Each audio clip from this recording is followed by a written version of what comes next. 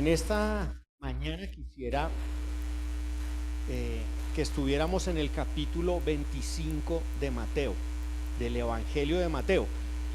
Mateo es el primer evangelio allí en el Nuevo Testamento.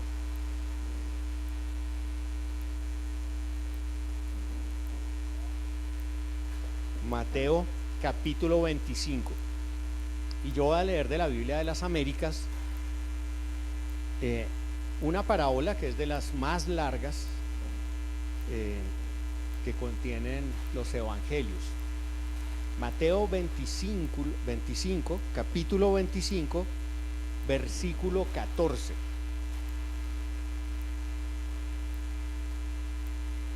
Llegamos.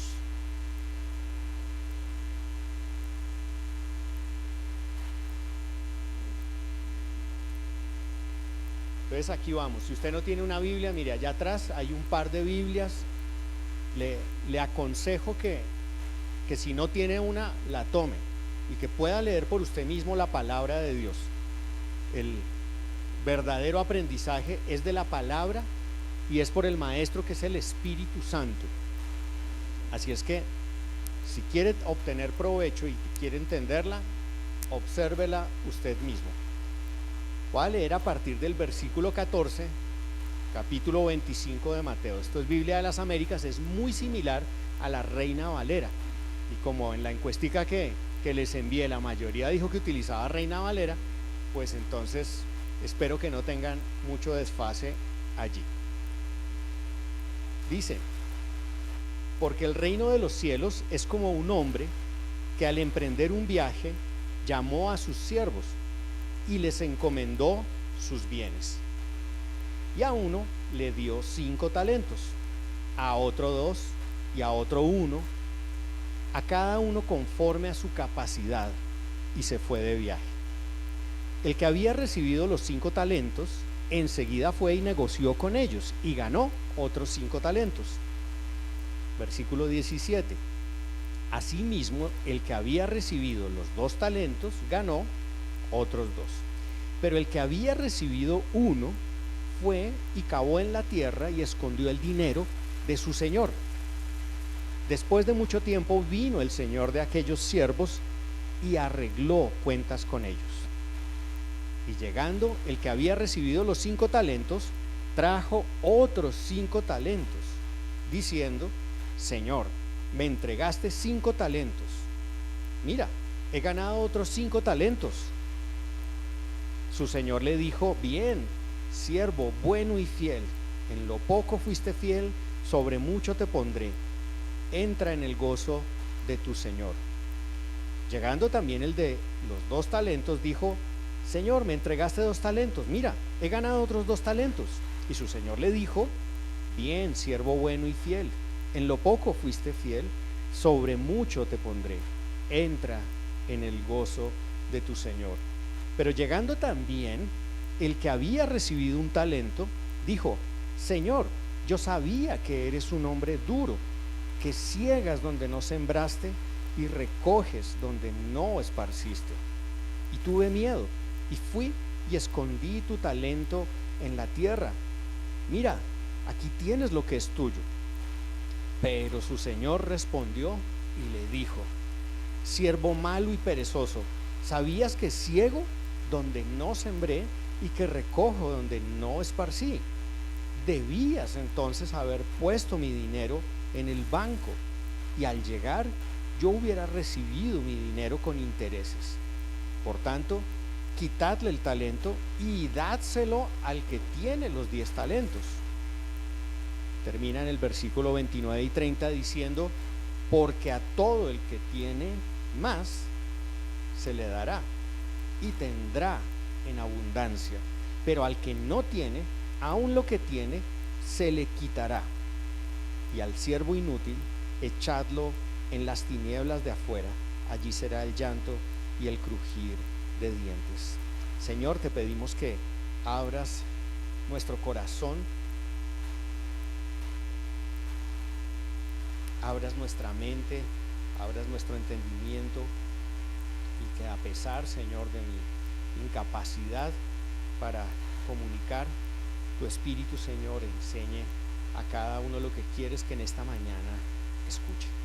En tu nombre lo pedimos, Señor. Amén. Bien. No sé hasta qué punto usted ve películas, pero hay películas que son muy populares, muy conocidas. ¿Quién de ustedes ha visto El Hombre Araña? O mejor, levante la mano el que no ha visto El Hombre Araña. Ana no ha visto El Hombre Araña, toca invitarla. Y David, Rosarisa tampoco han visto El Hombre Araña. Solo Juan David la ha visto. La mayoría lo conoce. Y hay una frase que se ha hecho muy popular,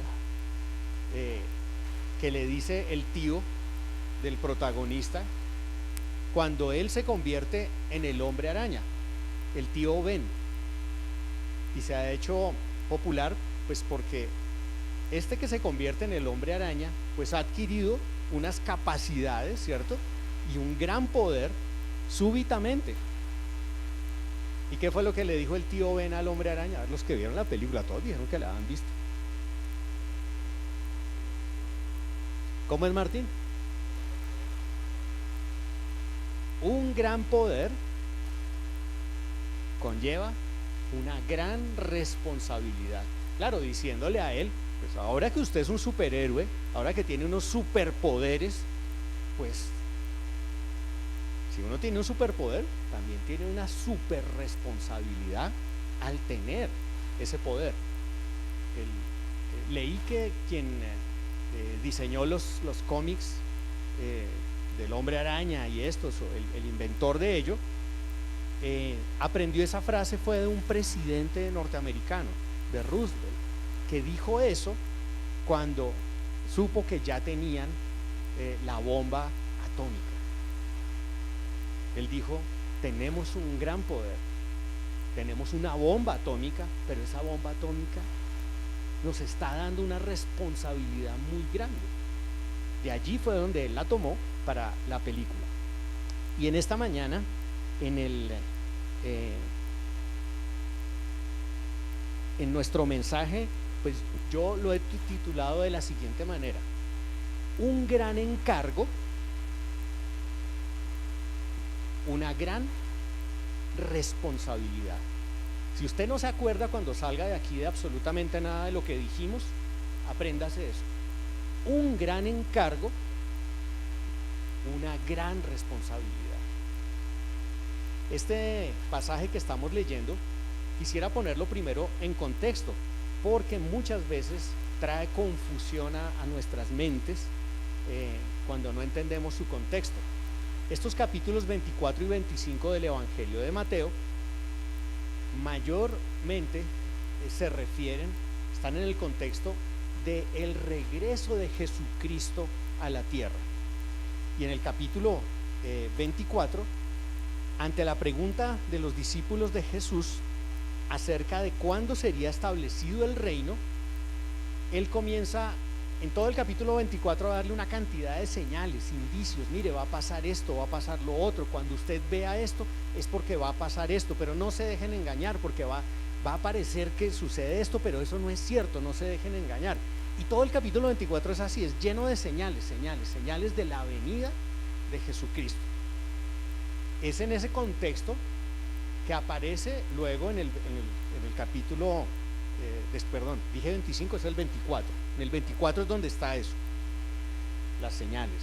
Y luego en el 25 es un complemento de eso que dice el 24. Básicamente hay dos parábolas. La primera, que es la de las 10 vírgenes, que evocan un matrimonio judío en donde unas son presentadas como prudentes, como sabias, como alertas, y otras, estuve leyendo un poquito del original del griego, y algunos comentaristas dicen que la palabra ahí para las otras no es solamente necias, no es solamente insensatas, sino que dice locas, estúpidas. Y su estupidez consiste en que no estaban esperando el regreso del Señor Jesucristo. Creo que nosotros muchas veces vivimos el día a día, pero no sé qué tan conscientes estamos de que el Señor Jesucristo va a regresar. Esa es la primera parábola que aparece allí, pero luego de eso viene la parábola que leímos ahorita esta mañana, y es en ese contexto que hay que comprenderla, y es un escrito que mayormente habla de la segunda venida, que yo creo que se refiere mayormente al pueblo de Israel, pero que es aplicable a absolutamente toda la humanidad, y que acá esta mañana quisiera aplicar a la iglesia. Como usted puede ver, la parábola en el versículo 30 termina diciendo: y al siervo inútil echadlo en las tinieblas de afuera, allí será el llanto y el crujir de dientes. Así es que esto no es exclusivamente para creyentes, antes bien es una advertencia a toda la humanidad de que todos daremos cuenta delante de Dios de aquello que hayamos hecho mientras estábamos aquí en el cuerpo. Todos, sin falta. Y los creyentes también. Los creyentes, a pesar de depositar nuestra fe en Cristo y ya no tener condenación eterna, sí tendremos el tribunal de Cristo, donde todas nuestras obras serán evaluadas y se verá si sirvieron para algo o si no sirvieron para nada. Así es que ese es el primer contexto que les quiero dar para que se entienda dónde, de qué manera está insertada esa parábola. Si ustedes con más detenimiento esta tarde o en algún momento leen ese capítulo 24 y 25, se va a dar cuenta que hay muchas alusiones a hacer separaciones: las vírgenes insensatas y las vírgenes prudentes, ¿cierto? Los siervos buenos y fieles y los siervos malos y perezosos. Y si sigue leyendo más adelante, después va a ver que se separan las ovejas de las cabras. Al pueblo de Israel le parecía que ellos sencillamente, por haber sido escogido como un pueblo para Dios, podían sencillamente tener el favor de Dios y la salvación, pero no es así, porque no todo el que es, no por ser israelita, tiene entrada a la presencia de Dios. Eso claramente se enseña en la Biblia y en el Nuevo Testamento. Entonces, en ese contexto de separaciones es que esta parábola se encuentra como una explicación de cómo es el reino de Dios. Ellos querían saber cuándo va a venir este reino. Ellos pensaban, eso es para allá, esto ya va a comenzar. Pero siempre Jesús les dijo: espérense, va a llegar el momento, como les dijo en Hechos 1, a ustedes no les corresponde saber de los tiempos, no se interesen por eso. Pero, ¿qué dice Hechos 1:8? Pero van a recibir poder y me van a ser testigos. En Hechos 1:8 también les dijo: no se preocupen tanto por la venida del reino, preocúpense por lo que tienen que hacer ahora. Es que les voy a dar el Espíritu Santo y ustedes van a testificarle a todos. Es en este contexto que estamos en esta parábola. Ahora, hay un contexto que quiero hacer, porque, por ejemplo, ahorita estábamos cantando esta canción de Creo, que Germán escogió para el día de hoy, y repetía muchas veces: creo en el Señor Jesucristo, creo en la resurrección, creo en la unidad de la iglesia, creo. Y en el día de hoy me parece que nos debatimos a veces en la comprensión de lo que es la fe. La comprensión de lo que es la fe requiere entender que no basta solamente decir creo. La Biblia claramente enseña que hemos sido elegidos por Dios para salvación, pero por otro lado claramente enseña que hemos sido dados con una responsabilidad, y ambas cosas están allí presentes en la Biblia. Cuando normalmente llegamos al Evangelio reaccionamos a las buenas obras, ¿cierto? Como que nos parece que no, la salvación es por fe, por gracia, y eso es totalmente correcto y es totalmente bíblico, pero tengo la impresión de que hemos dejado de un lado las obras. Decimos Efesios 2:8, porque por gracia sois salvos, ¿cierto? Y esto no es de vosotros, no por obras, para que nadie se gloríe, pero nos olvidamos que hemos sido salvados, dice el versículo 10, para buenas obras, y como que nos desequilibramos, y nos parece que a veces, me parece que a veces le enseñamos a las personas y les predicamos: venga a Cristo, que usted no tiene que hacer nada, venga y reciba la salvación, venga, no se preocupe. Un pasaje, por ejemplo, como el que Martín hoy nos leyó en Isaías 55, podría pensar: oiga, qué bueno, ¿no? Yo puedo ir, y como a todos nos gusta, como dicen los pelados, al gratín, gratis, allá no hay que pagar nada, no me piden nada, salvación, sabroso. Pero Pablo también escribió que si confiesas con tu boca que Jesús es el Señor, no solo el Salvador, sino el Señor, entonces serás salvo, porque lo confiesas con tu boca, lo crees en tu corazón, pero estás diciendo que Él es tu Señor.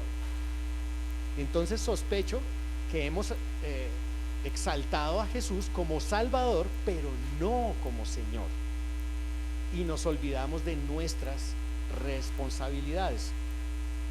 Les voy a leer un versículo, no lo tienen que buscar para que no se maten allí yendo a ese lugar. En la carta a Santiago, el año pasado, ¿sí fue el año pasado o antepasado que estuvimos estudiando la carta a Santiago? No, creo que fue como a comienzos del año pasado, creo, me parece. Ahí en Santiago, toda la carta es una exhortación a que lo que decimos que creemos se vea en nuestras vidas, en nuestras obras, porque la fe sin obras es muerta. ¿Cuántas veces no hemos caído en aquello de que decimos: sí, somos cristianos, y a uno, pero como que no se lo veo?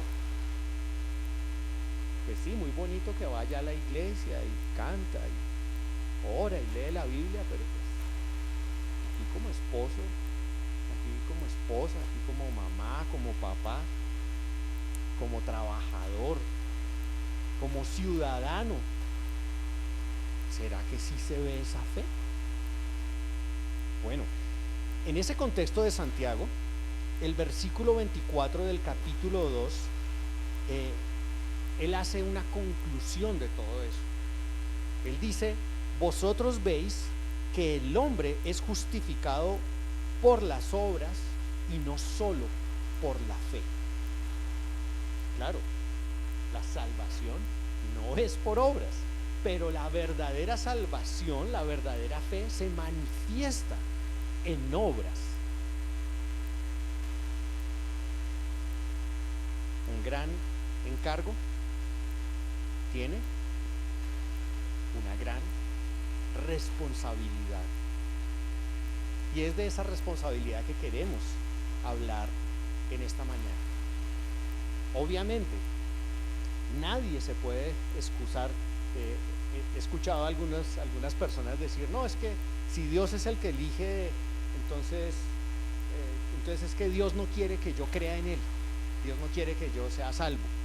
Pero absolutamente nadie va a llegar delante de Dios a decirle: es que tú no me salvaste, yo quería, pero tú no me salvaste. Eso es una contradicción falsa delante de lo que la Biblia nos enseña. Somos igualmente responsables. Y si nos condenamos es por nosotros mismos, por no creer en Jesús, por decir no creo, lo rechazo, no lo sigo, no quiero obedecer. ¿Por qué he dicho todo esto? Porque necesitamos balancear ese concepto que tenemos de la fe. Ahora, tenemos acá nuestra parábola, y la parábola básicamente comienza diciendo: porque el reino de los cielos, está explicando cómo es el reino de los cielos.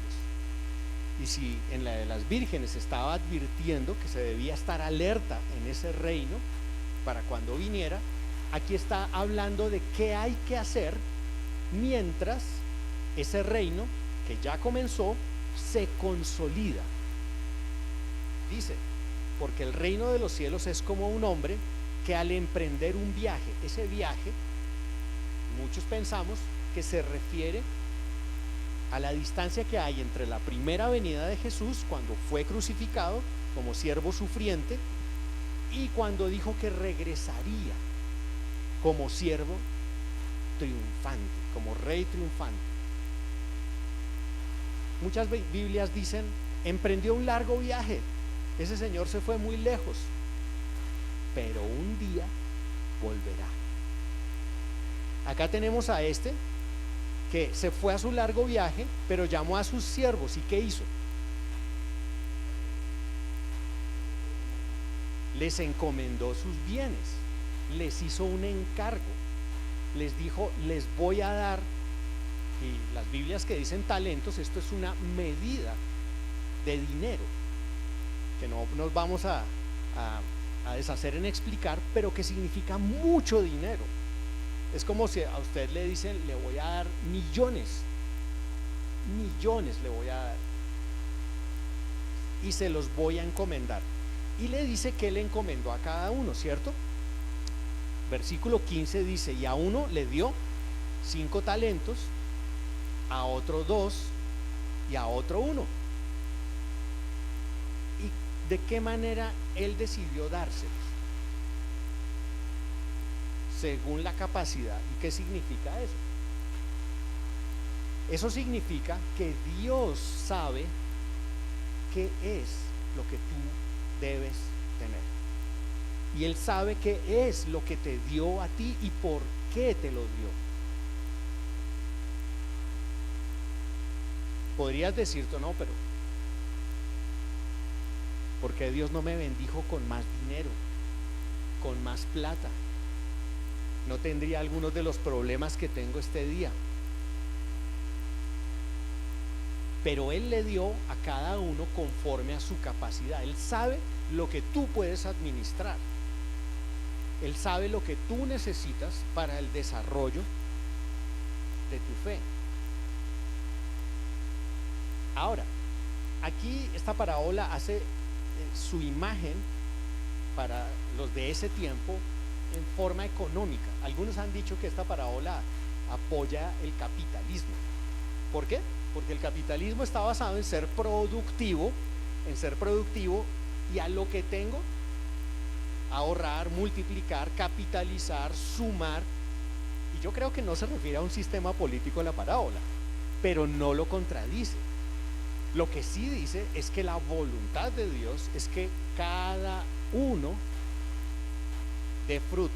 Hace 8 días Arnold estuvo hablando en Juan 15 acerca de fructificar, y nos dijo básicamente tiene que estar en Jesús, porque Él es el que alimenta y Él es el que produce los frutos, ¿cierto? No son nuestros, provienen de Él, pero nosotros tenemos la responsabilidad de fructificar.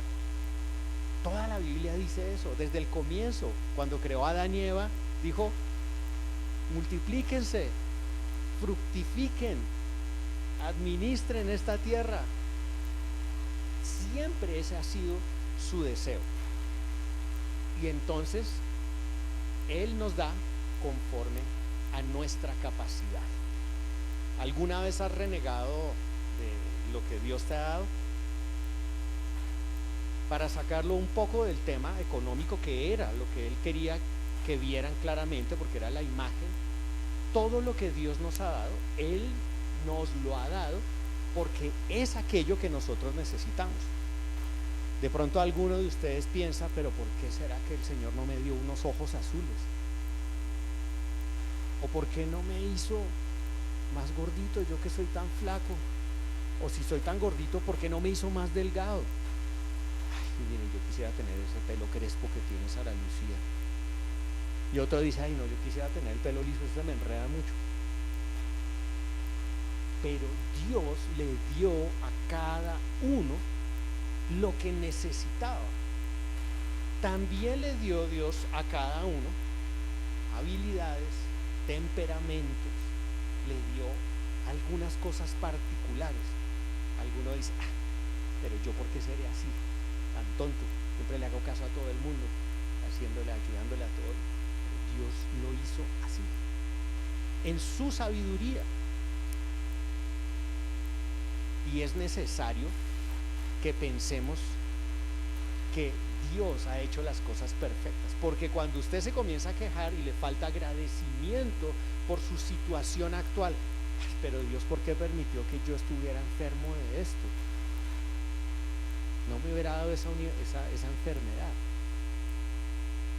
Dios es un Dios soberano, y lo primero que debemos aceptar es que todo lo que tenemos Él nos lo ha dado y nosotros lo recibimos con agradecimiento, viene de Él. Otra cosa que es necesaria entender acá es que lo que Dios nos da no solamente es lo que debe ser, sino que es lo que debe ser para mí. ¿Alguna vez se ha comparado con alguien? ¿Alguna vez ha querido ser como alguien más?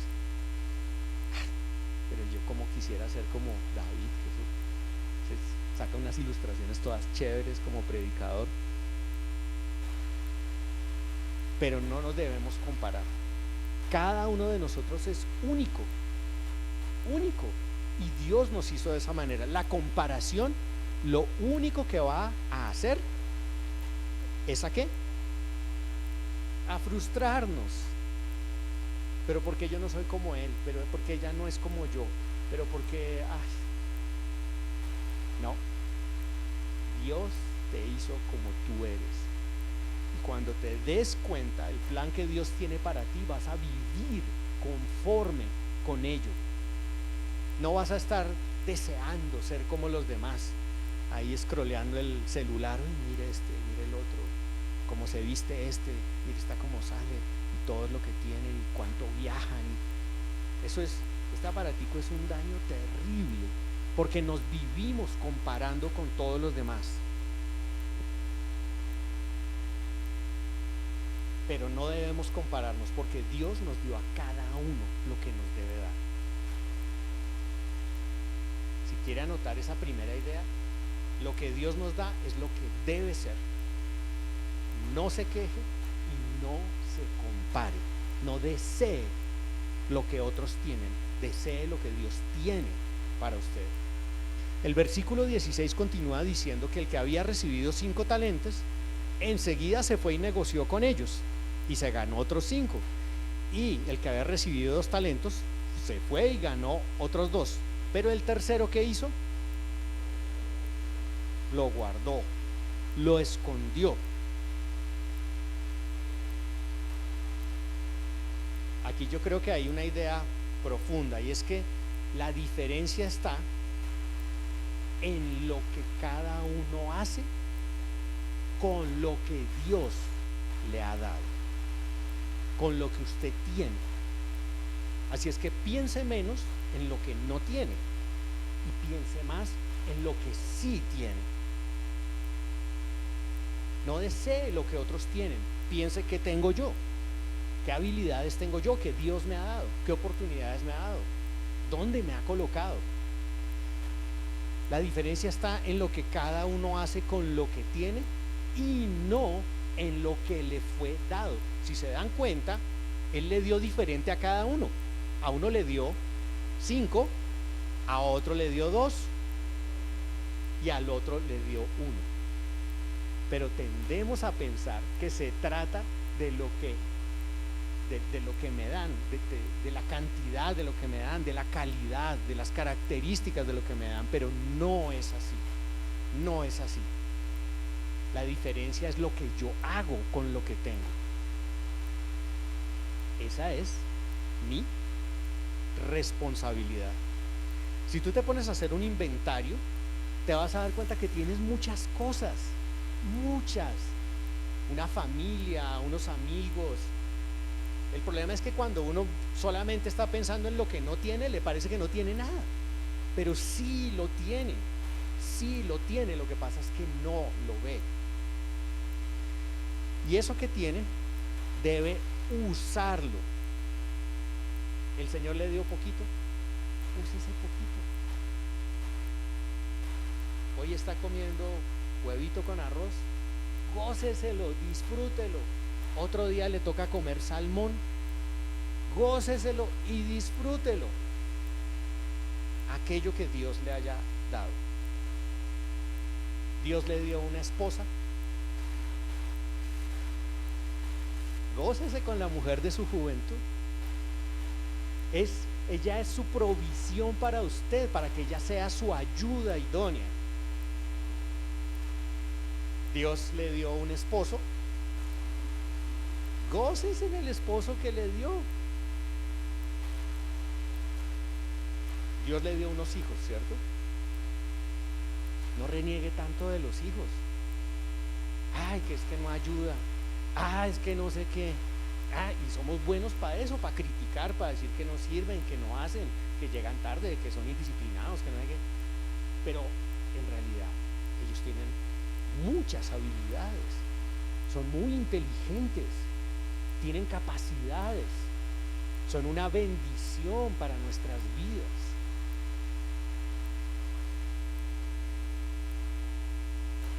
Espero que usted nunca haya dicho, ay, si mi esposo fuera como fulanito, o si mi esposa fuera como fulanita, o si mis hijos.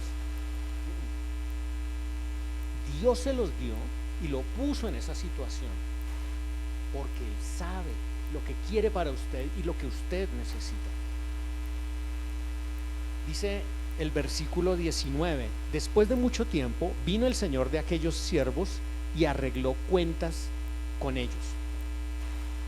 Un problema que tenemos es que pensamos que nosotros somos los dueños de lo que tenemos.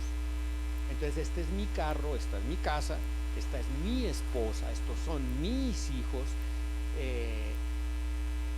lo que usted quiera. Pero la Biblia dice que nosotros somos administradores, somos mayordomos. Pero eso nos cuesta un trabajo. El día que el Señor nos quita algo, ahí es donde nos damos cuenta. Yo como que me estaba creyendo dueño de eso, ¿no? Si usted no es el dueño, sino el administrador, ¿usted qué hace? Caso. Si el dueño dice, hágame el favor y me cambia todo esto de sitio, se lo cambiamos. Eso no es mío, pues yo tengo que obedecer. Pero cuando yo me creo el dueño, ¿qué pasa? No, ¿y por qué, Dios? ¿Por qué voy a entregar eso? ¿Y por qué voy a hacer esto si yo no quiero hacer eso? Pero usted es el mayordomo, usted es el empleado. Dios se lo dio. El problema es que no aceptamos que no es nuestro. Y lo reconocemos cuando nos enganchamos con algo, ¿no? El día que Dios me quite ese carro, esa moto, esa casa, sufro, ¿no? Porque es mío y no lo quiero soltar y no lo quiero desprender. No es cierto, no es suyo, Dios se lo dio. Acepte que usted es un mayordomo. Eso lo va a ayudar a ver las cosas de la manera correcta. Ni siquiera su esposa, ni siquiera sus hijos, Dios se los dio y se los dio temporalmente, como una muestra de su amor y para que usted vea su gloria y para que entienda lo que Él quiere hacer en usted. Así es que somos mayordomos, administradores de todo lo que Dios nos ha dado. Ese fue el plan original de Dios. Por eso le dijo a Adán y a Eva: señoréense de toda la tierra, administrenla, todo esto es para ustedes, yo se los comparto, yo se los doy. Pero no era de ellos, ni ellos lo hicieron. Dice el versículo 29, perdón, el 20, estoy en el 20. Y llegando el que había recibido los 5 talentos, trajo otros 5 talentos, diciendo: Señor, usted me entregó 5 talentos, mire, he ganado otros 5 talentos. A lo que su señor le respondió: bien, siervo bueno y fiel, en lo poco fuiste fiel, sobre mucho te pondré, entra en el gozo de tu señor. Y lo mismo sucedió con el que le había dado 2 talentos, eso nos dice el versículo 22 y 23. Pero aquí yo quisiera hacer énfasis en una palabra clave, y esa palabra clave es la palabra fiel. Fiel. ¿A quién felicitó el Señor? Al que fue fiel. Esa es la razón por la que podía decir que eran buenos siervos.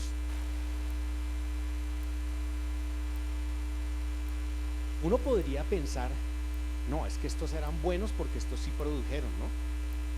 Fueron productivos. Pero la verdad es que no. La verdad es que la aprobación del Señor fue porque fueron fieles. Porque si hubiera sido por su productividad, hubiera dicho: buen siervo fiel, el de 5, medio siervo bueno, hay medio bueno, medio fiel el de los 2. Y pues no, qué siervo tan malo este que solo produjo nada, no produjo nada, le di 1 y no produjo nada. No es por la productividad, no es por el resultado que Dios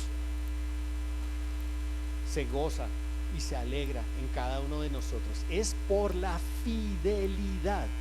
Y muchas veces ser fiel a Dios nos trae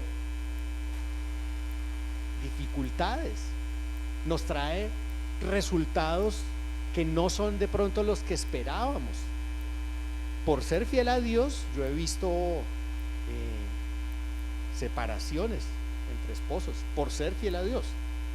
He visto amigos, hermanos que han perdido su trabajo por querer ser fieles a Dios. Nosotros quisiéramos tener un lugar más grande y que esto estuviera lleno de gente aprendiendo su palabra, pero nuestro objetivo no es llenar este lugar. Nuestro objetivo es predicar fielmente la palabra de Dios, y los resultados están en manos de Dios. Así es que, ¿cuál es nuestra responsabilidad? Ser fieles. Sea fiel en aquello que Dios le ha dado en todas las áreas de su vida. Esa es la verdadera medida de Dios. El éxito, según el mundo, le van a decir: el éxito es tener más plata, el éxito es ser popular, el éxito es ser famoso. Eso es el éxito según ellos. Según Dios, el éxito es ser fiel a lo que Dios me ha encomendado y me ha pedido a mí. Así es que la fidelidad y no lo que tengo o los resultados es la verdadera medida de Dios. Versículo 24 dice: pero llegando también el que había recibido un talento, dijo: Señor, yo sabía que usted es un hombre duro, dice en esta versión que estoy leyendo, que ciega donde no sembró y recoge donde no ha esparcido, y tuve miedo y fui y escondí su talento en la tierra. Mire, aquí tiene lo que es suyo. ¿Por qué este hombre fue y escondió lo que Dios le había dado? ¿Por qué no lo fructificó? ¿Por qué no lo aprovechó? ¿Cuál es la razón?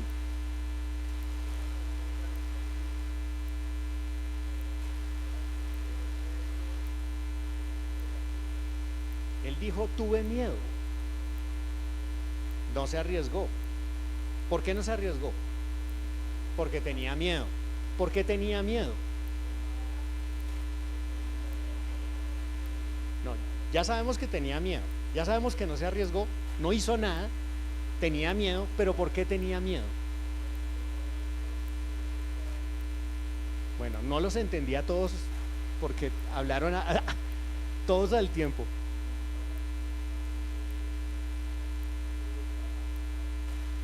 probablemente no conocía a su Señor y por lo mismo no confiaba en su Señor.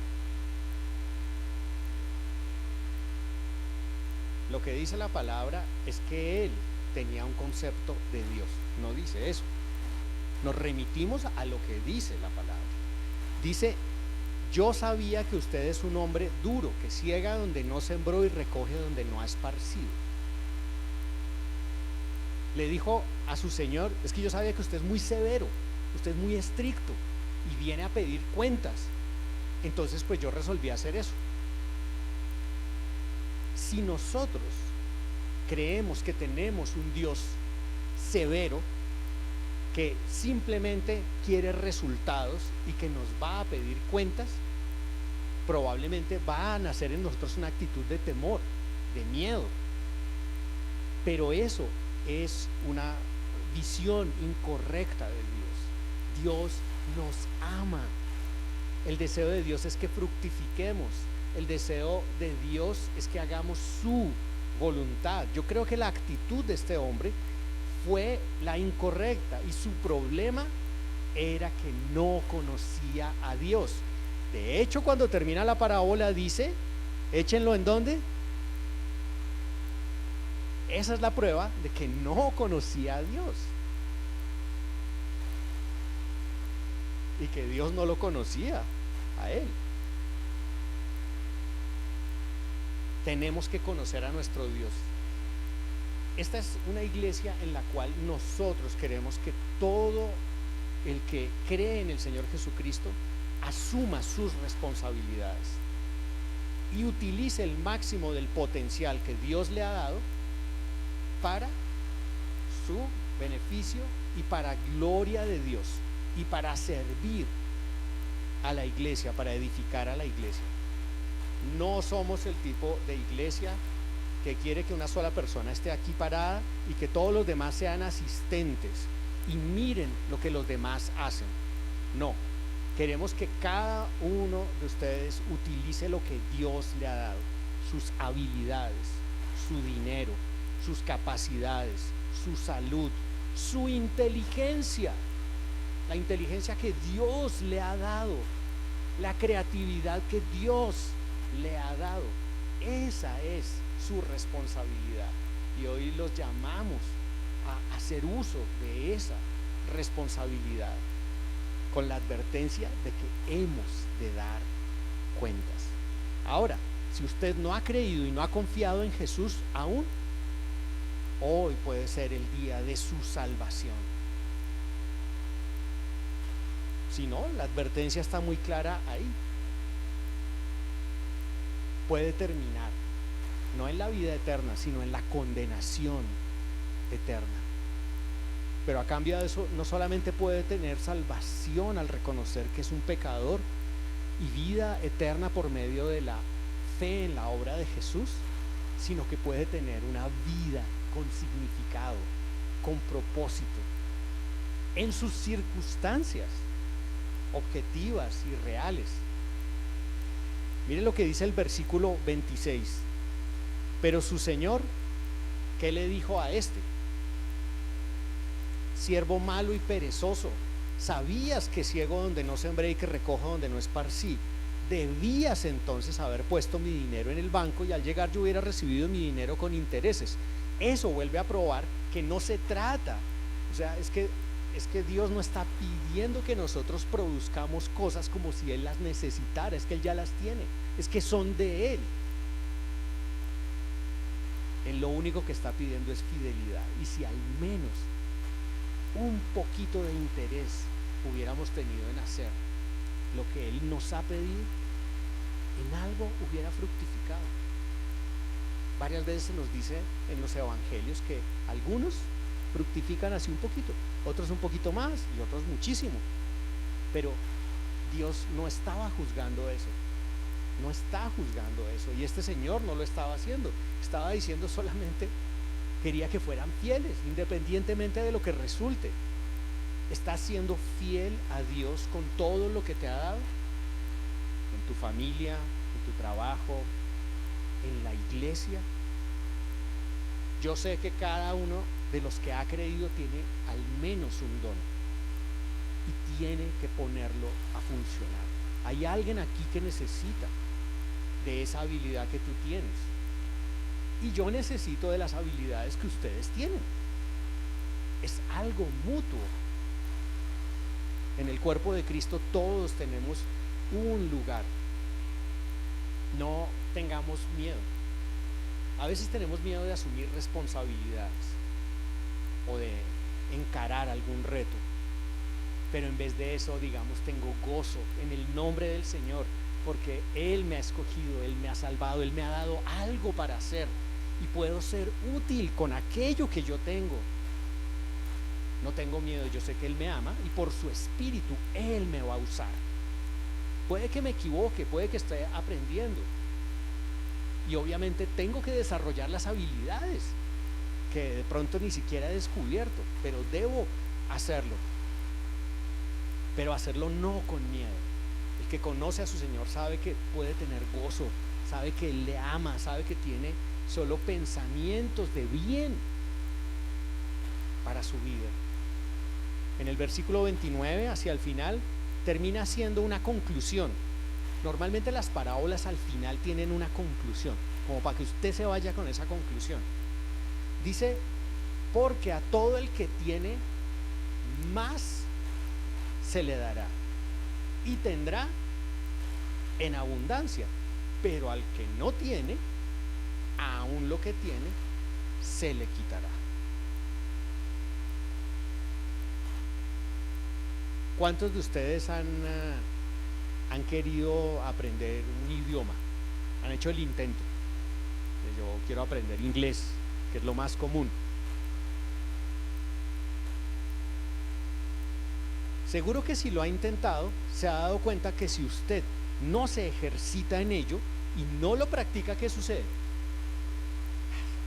Al mes ya no me acuerdo ni las palabras que aprendí, no sé, no. Porque si usted no lo ejercita y no lo desarrolla, lo va perdiendo, y cualquier habilidad es así. ¿Qué le pasa a un ciclista que deja de entrenar, Santi? Pierde la condición física. Con un día, 2 días que deje de entrenar, lo que tenía ya no lo tiene. Pero mientras más se entrena, juiciosamente, esa habilidad, ¿qué pasa? Mejora, se desarrolla. Las cantantes que se esfuerzan en sus clases de canto, ¿qué pasa si dejan de practicar? Comienzan a perder la habilidad.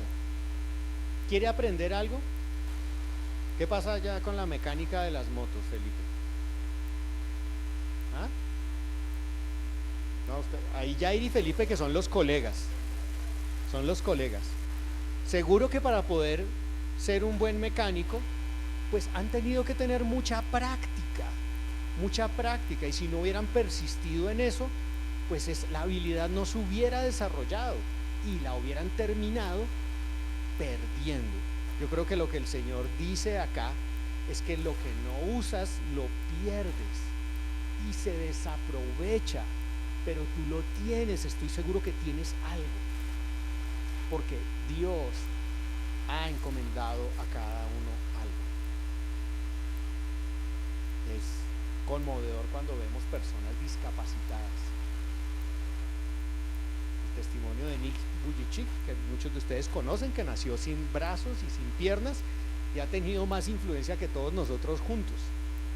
Y uno dice, pero este señor sin piernas y sin brazos, ¿cómo? A ver, y yo que tengo todo completo y no soy capaz de hacer algo ni parecido. Entonces no se trata de cómo naciste, no se trata de lo que tienes hoy en día, sino se trata de lo que haces con aquello que Dios te dio. Señor Jesús, te damos gracias por tu palabra y reconocemos, Señor, que a veces no somos tan responsables como deberíamos. un gran Dios merece un gran servicio. Un gran Dios es para ser servido con temor y con temblor.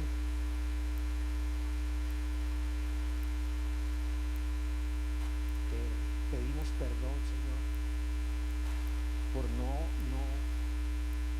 siempre estar deseando estar a la altura, Señor, de la gran salvación que tú nos has dado, del gran amor que has derramado en nuestras vidas en Cristo Jesús. Reconocemos que nada es nuestro, no podemos gloriarnos de nada y no estamos esperando, Señor, mayores recompensas. Solo esperamos retribuir con amor en todo lo que hacemos, Señor, lo que tú has hecho por nosotros. Te pedimos que tu iglesia tome con amor, con responsabilidad, con seriedad y haga su mejor esfuerzo según lo que le has dado a cada uno. El que tiene el don de evangelismo, Señor, lo ejercite. Que el que presida lo haga con diligencia, que el que administre lo haga con responsabilidad. Señor, que a quien le has dado la generosidad y la misericordia, que lo haga con amor. Que cada uno de nosotros, Señor, pueda ser útil en tus manos. Sabemos que al final seremos siervos inútiles porque sencillamente hicimos lo que teníamos que hacer, pero no queremos que la vida se nos vaya sin cumplir el propósito que tienes para nosotros en esta vida. La vida no va a durar siempre. O tú regresas, Señor, o tú nos llevas. Que cada uno de mis hermanos esté consciente de que en este día puede morir. ¿Y cómo se va a presentar delante del Señor? Quisiéramos hacer nuestras las palabras del apóstol Pablo, decir: he terminado la carrera, he hecho lo que me mandaste a hacer, estoy listo. Pero tal vez, Señor, muchos de nosotros no estamos listos, no hemos hecho lo que tú nos mandaste a hacer. Clarifica, Señor, en nuestras vidas tu propósito para que vivamos una vida con significado y para tu gloria. Te alabamos, Señor, en este día y pedimos que aquí en esta iglesia todos estén activos, todos puedan mostrar la fe que tienen por la responsabilidad, por su servicio, por su participación. Que nuestra fe, Señor, se pueda ver por nuestra vida y por nuestras obras. Es lo que te pedimos en esta mañana. Te rogamos, Señor, que cada vez que cada hombre, cada mujer vaya a trabajar, haga todo como para ti, como para el Señor, porque tú fuiste quien le dio ese trabajo, que atienda a sus clientes como para ti, que lo has hecho responsable de ello. Te rogamos, Señor, por las amas de casa que trabajan en su casa, para que cuando cocinen lo hagan como para ti, para que sepan que cuidando a sus hijos están siendo fieles a tu llamado, más allá de los resultados. Que cada uno, Señor, sea fiel, que cada uno use su tiempo como oro precioso. Te pedimos que puedas decir de todos nosotros, cuando lleguemos a tu presencia: buen siervo fiel. En lo poco has sido fiel, en lo mucho te pondré. Entra en el gozo de tu Señor. Te alabamos.